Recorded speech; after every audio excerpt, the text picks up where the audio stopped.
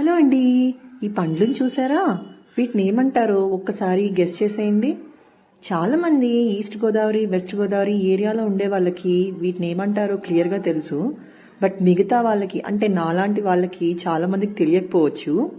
వీటిని మనం జీడికాయలు అని పిలుస్తాము.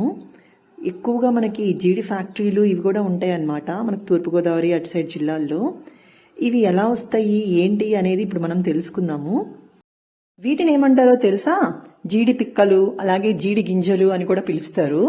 అదేనండి, మనం సేమియా పాయసంలో అలాగే చాలా స్వీట్స్లో వేసుకుంటాం కదా, డ్రై ఫ్రూట్స్లో జీడిపప్పు అండి, వీటిలోంచే వస్తాయి అన్నమాట.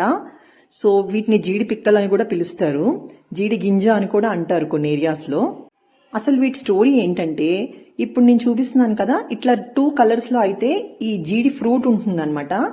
ఈ ఏవైతే ఉన్నాయో ఈ ఎల్లో అండ్ రెడ్ కలర్ అవి ఫ్రూట్, అండ్ ఇవి ఏవైతే ఉన్నాయో ఇవి గింజలు. సో ఇవి వచ్చేసి చెట్టుకి ఎలా పండుతాయి అంటే, ఇప్పుడు నేను చూపిస్తున్నాను చూడండి, ఆ షేప్లో అయితే ఉంటాయండి.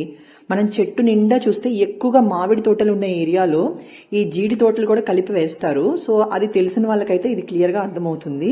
సో ఇలా అయితే జీడి పిక్క అలాగే జీడి పండు కలిపి మనకి పండుతాయి అన్నమాట. మనకి ఫ్యాక్టరీల్లో చాలా వరకు ఏం చేస్తారంటే ఈ 2 డివైడ్ చేసేసి ఈ జీడి పిక్కల్లోంచి జీడిపప్పు అనేది తీసి మనకి బయట సేల్ చేయడం జరుగుతుంది. సో ఈ ఫ్రూట్ తింటే కూడా చాలా మంచిదని అంటూ ఉంటారండి. కాకపోతే చాలా వరకు ఇది సేల్ చేయరు. జస్ట్ మనం ఈ పిక్కలు, జీడి పిక్కలు మాత్రమే తీసుకొని అందులో జీడిపప్పుని తీసి అది మాత్రమే సేల్ చేస్తామన్నమాట. అండ్ ఇది టేస్ట్ చేశాను నేను, ఈ జీడి ఫ్రూట్ ని కూడా చాలా డిఫరెంట్ గా ఒక టైప్ ఆఫ్ వగరు టేస్ట్ లో అయితే ఉంది. సో అందరికీ ఆ టేస్ట్ నచ్చకపోవచ్చు, మేబీ అందుకే పడేస్తారేమో. సో అదండి ఈ రోజు ఈ జీడి పిక్కలు, జీడి ఫ్రూట్ ఎలా వస్తుంది ఏంటి అనేది నేను తెలుసుకున్న ఒక కొత్త విషయం. సో నాలాగా ఎవరికన్నా తెలియని వాళ్ళు ఉంటే తెలుసుకుంటారనే ఉద్దేశంలో నేనైతే ఇది చిన్న క్లిప్పింగ్ లాగా తీసి అయితే పెడుతున్నాను. సో మీ ఇంటి దగ్గర కూడా ఇలాంటి తోటలుంటే కామెంట్ బాక్స్ లో కామెంట్ చేసేయండి. Bye bye.